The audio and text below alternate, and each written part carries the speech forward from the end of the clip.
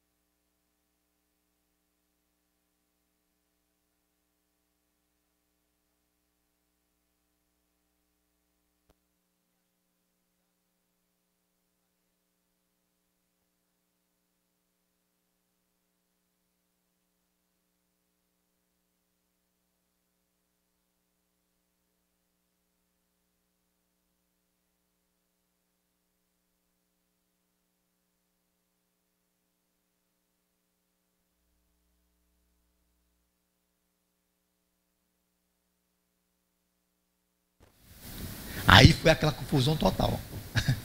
Já pensou se o Estado desclassificasse todas as empresas que estavam no Simples Nacional porque não tinha contabilidade? Já imaginaram? Era um desastre total. Aí juntamos com o Conselho, juntamos com a FENACOM, Fé Comércio, o Sim de Loja e com o Conselho Regional da Comunidade, fomos no Estado. Pessoal, vocês não podem, isso aí vai ser um desastre total. Aí o superintendente falou o seguinte: a única saída nossa é esquecer o passado. Foi? Ele falou: esquecer o passado, então fala mais alto. Esquecer o passado. Mais ainda, editar uma lei que o Estado vai exigir a partir de janeiro de 2013. Gente, isso foi uma benção para nós. Então, se nós conseguimos essa benção, não deixe escapulir mais não, gente. Não deixe ela sair mais de jeito nenhum. Porque agora sim, nós temos condições de ir para frente. Aí, o Conselho Federal também editou uma ITG 1000, falando também da obrigatoriedade, algumas obrigatoriedades. E nós vamos explicar isso para vocês. Então, da agora para frente, não estou falando que nós vamos cumprir tudo, gente. Cumprir tudo também é quase impossível. Mas vamos tentar cumprir o mais possível. E não vamos ter trava para isso, porque tudo para nós somos capazes. Coloca na cabeça de vocês que nós somos capazes de tudo. Então, você tem ideia. Tem 139 inscritos. Estamos aqui com 100, não tem nem 100. Então, tem pessoas que estão brincando em fazer as coisas. Então, muita gente não se inscreveu porque teve um danado aqui que se inscreveu e não veio. Nós temos que ter mais respeito com os outros também. Nós temos que ter mais dignidade. Olha, se falamos que era para vir, nós temos que vir. Então, avisar que não vem. Infelizmente, teve o presidente do Conselho Regional da Comunidade. Se inscreveu e não veio. Mas por que não veio? Ligou para mim. Era o aluno nosso, o presidente do Conselho Regional, hein? Você vê a que ponto de humildade está esse homem. Eu nunca vi uma pessoa tão simples igual o Henrique, presidente do Conselho Regional. Eu estou nessa vida há muitos anos. E foi por pouco tempo que ele está no Conselho, vai fazer 2 anos agora, né? Um ano. Foi o que mais veio no sindicato. Então nós temos que acreditar nessa pessoa. E ele está com convênio conosco para sair por aí afora dando curso. Nenhum presidente até hoje fez isso. Então nós temos que agarrar com unhas e dentes essa benesse que está acontecendo na classe contábil. Então nós temos que mudar essa filosofia nossa, que nós formamos para fazer contabilidade. Não foi para fazer escritinha fiscal, não. Nós formamos para seguir os princípios de contabilidade. Aí quem comprou a agenda tem os princípios de contabilidade. Alguém sabe na cabeça quais são os princípios de contabilidade? Aí, muita gente não sabe. Então nós temos que saber disso. Então tem que ler um pouquinho, gente. Acontece que muita gente não quer ler. Eu também não gosto de ler muito, não. Eu leio tudo errado também, né? Mas quando eu vejo a lei, a gente capta rapidamente. Mas pelo menos força de vontade a gente tem que ter.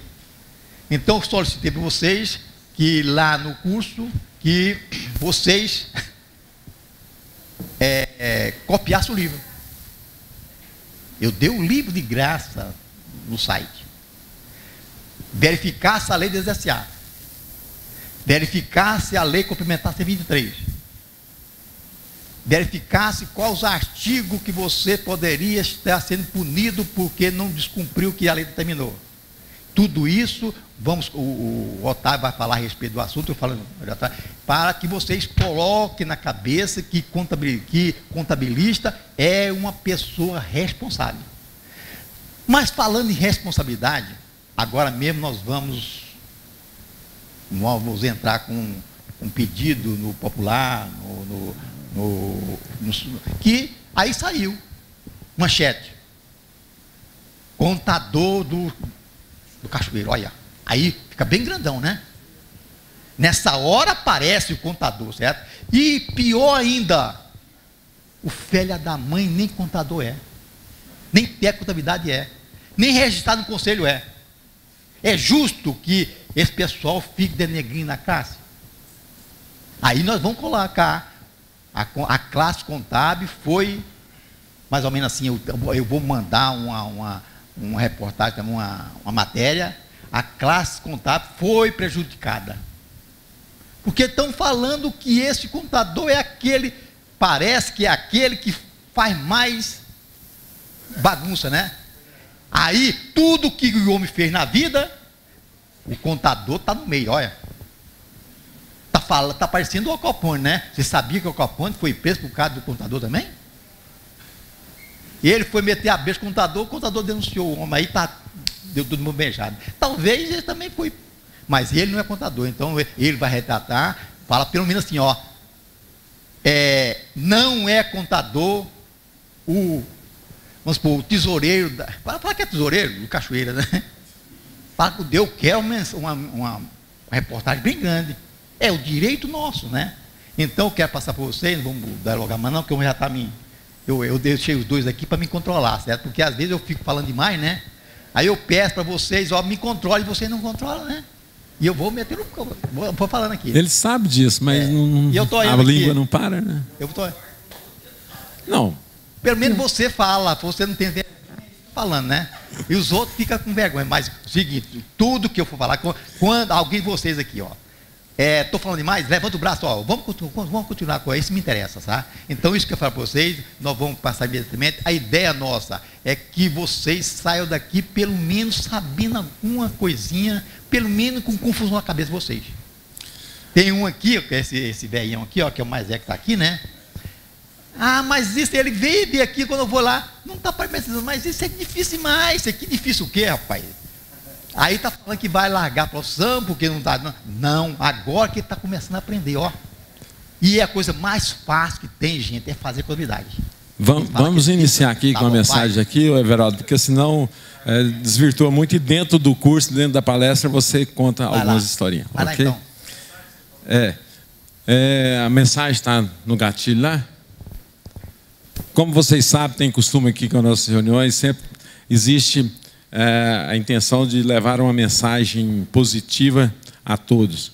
E o Everaldo é o pai da ideia, então ele vai apresentar uma mensagem do dia aqui para nós.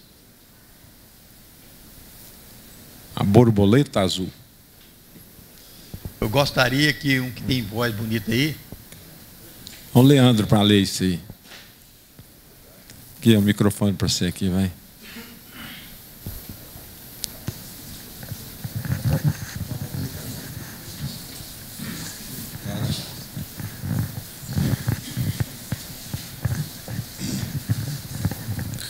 A borboleta azul.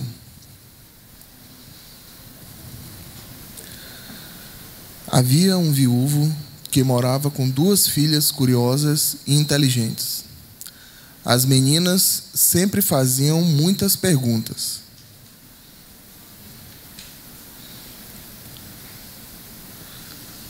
Algumas ele sabia responder, outras não.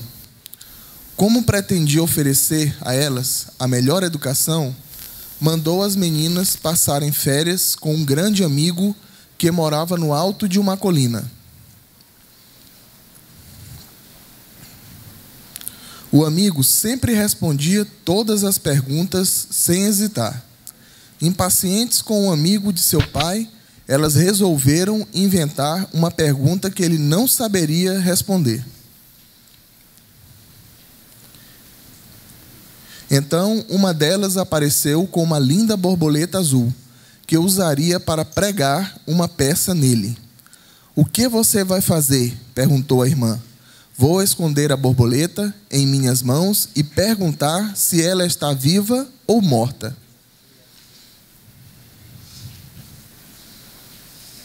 "Se ele disser que está morta, vou abrir minhas mãos e deixá-la voar. Se ele disser que ela está viva, vou apertá-la e esmagá-la. E assim, qualquer resposta que ele nos der estará errada." As 2 meninas foram, então, ao encontro dele. "Tenho aqui uma borboleta azul. Diga-me se ela está viva ou morta." Calmamente ele sorriu e respondeu: Depende de você, ela está em suas mãos.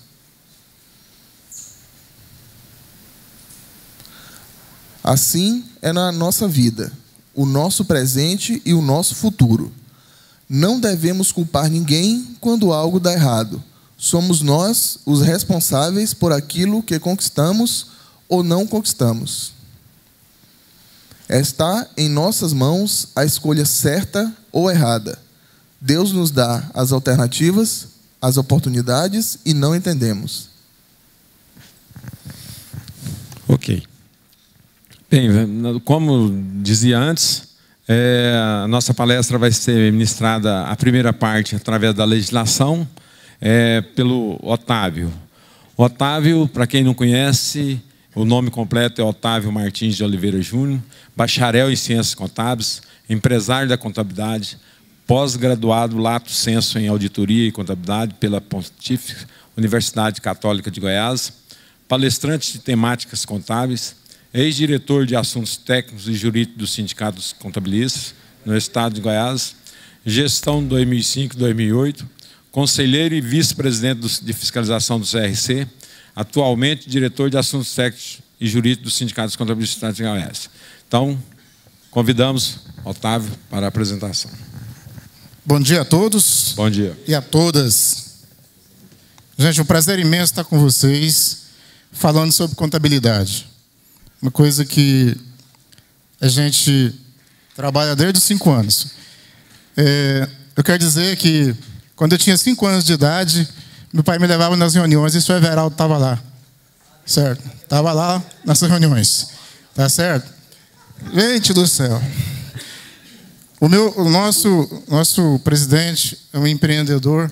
A gente não pode deixar de falar isso, que esse programa de contabilidade que o sindicato tem é o único programa, é o único sindicato no país que destina essa ferramenta de trabalho para vocês. Por isso, hoje nós estamos aqui para falar sobre a legislação da obrigatoriedade da escrituração contábil. Mas primeiro, gente, antes de iniciar tudo isso, eu vou passar um vídeo para que vocês ouçam esse vídeo. Por favor. Percebe que o mercado tem diferentes maneiras de avaliar se um produto é caro ou barato? Mas se falando de um profissional, qual é a medida desse valor? A resposta você confere com Edvaldo Nunes agora, no Você em Foco.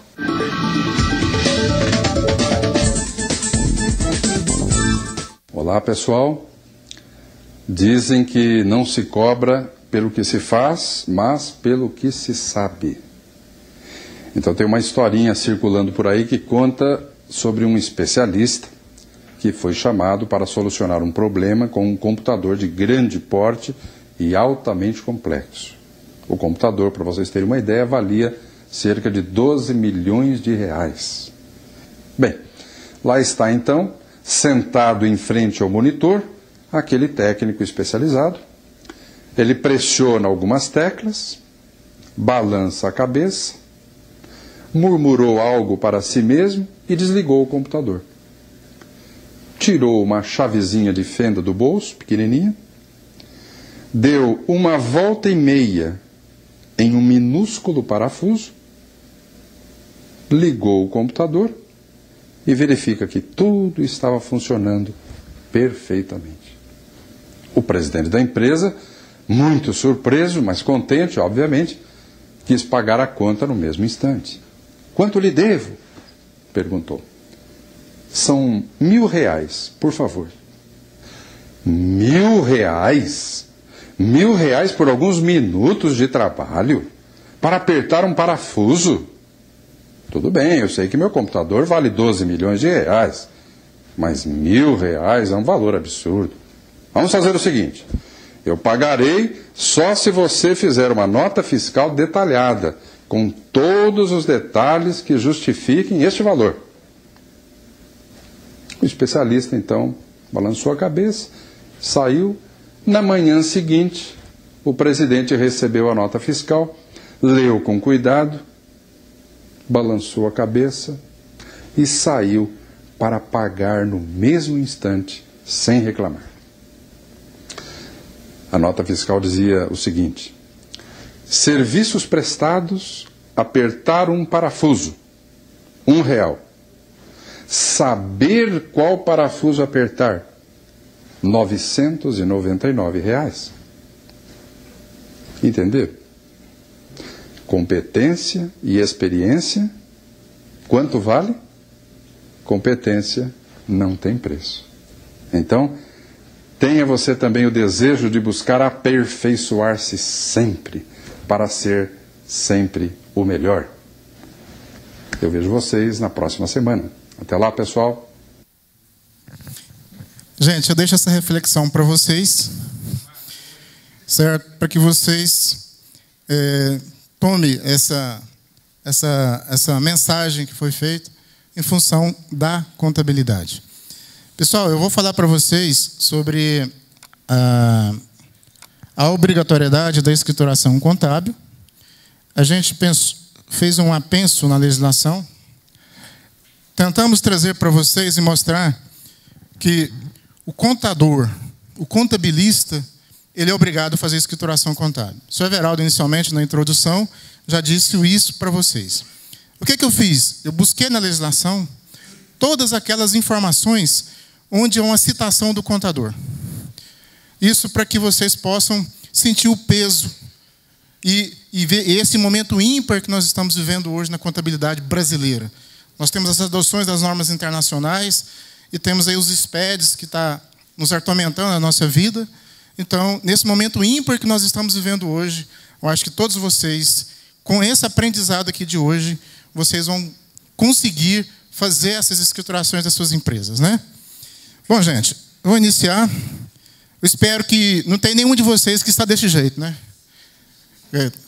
Estressados, né? Por causa de tudo isso que está sendo feito. A Secretaria da Fazenda cobrando a legislação da escrituração contábil das empresas, né? O Conselho Regional de Contabilidade com as fiscalizações das escriturações contábeis, né?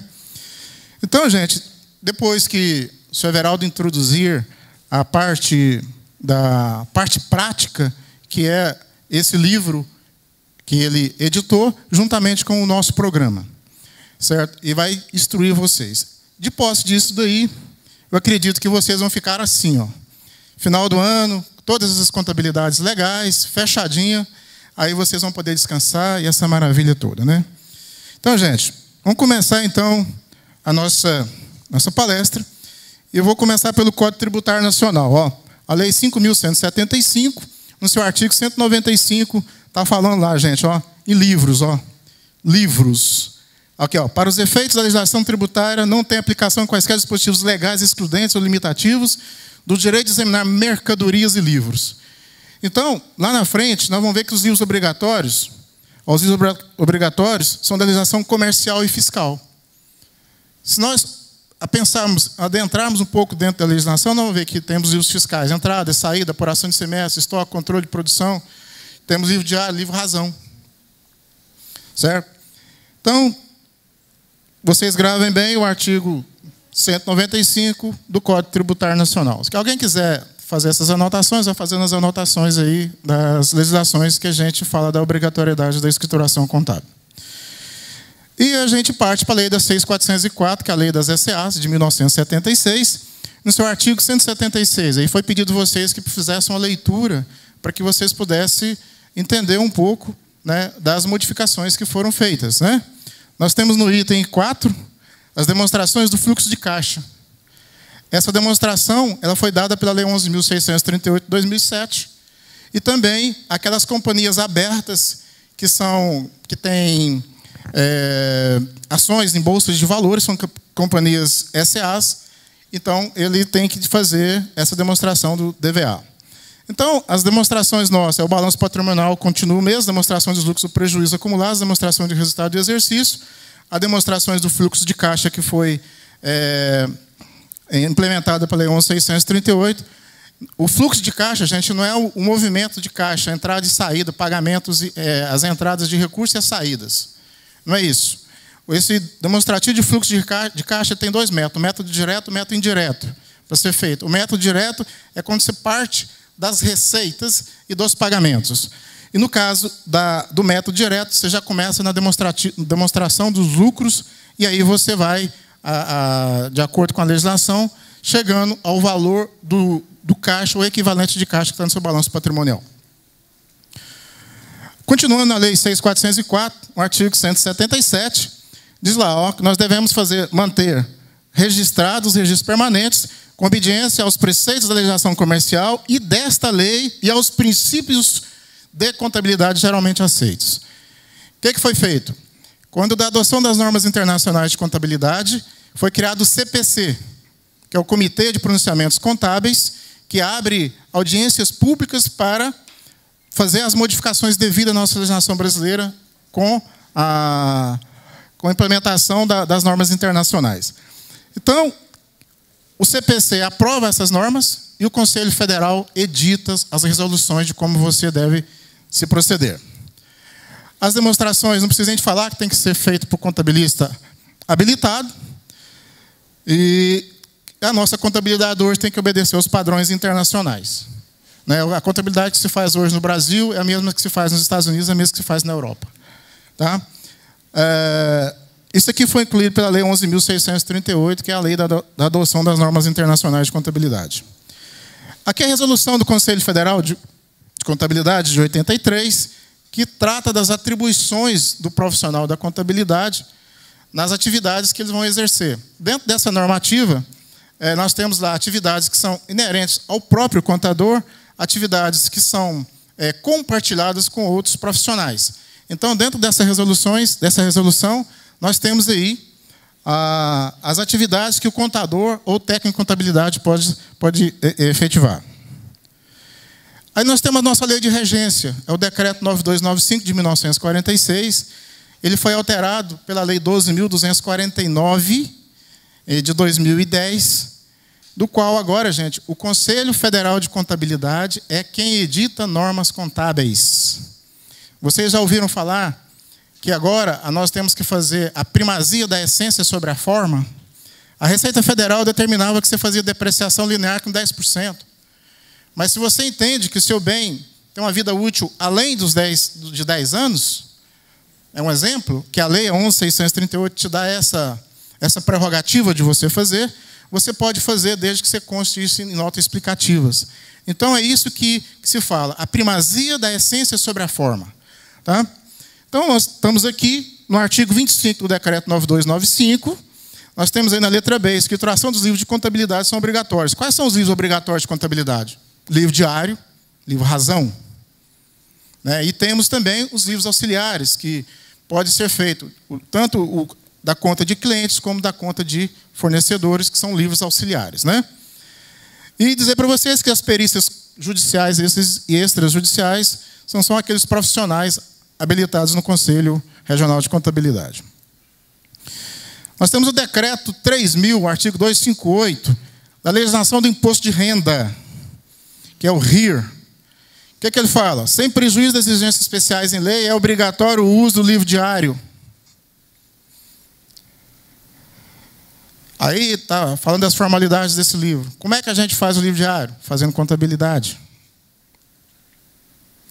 Nós temos o decreto 3.048, que é o regulamento da Previdência Social. Olha o que ele fala no artigo 255. Lançar mensalmente em títulos próprios de sua contabilidade. Prestar informações cadastrais, financeiras, contábeis de interesse dos mesmos. Então, aqui mais outro artigo que fala da obrigatoriedade da escrituração contábil. Continuando aí no 231, dá a prerrogativa ao INSS de fazer o exame da sua contabilidade. Que está aqui, essa é a prerrogativa no artigo 231.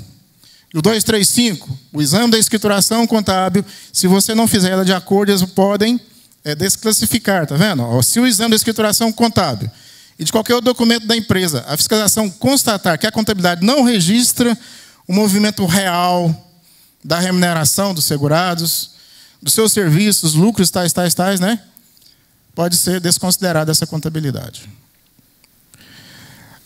E temos aí também o Código Civil, a Lei 10.406 de 2002, diz lá no artigo 1179, o empresário e a sociedade empresária são obrigados a seguir um sistema de contabilidade. Gente, não tem outra legislação a não ser a de Goiás, no Código Tributário Nacional, e o Código Civil, que colocou o nome do contabilista lá dentro. E vocês lembram do valor da competência. O Sr. Everaldo sempre fala, ninguém dá responsabilidade para quem não é competente. Aí, ó, onde é dispensada a escrituração contábil? Somente aquele empresário que fatura R$60 mil. É o que está lá no artigo 970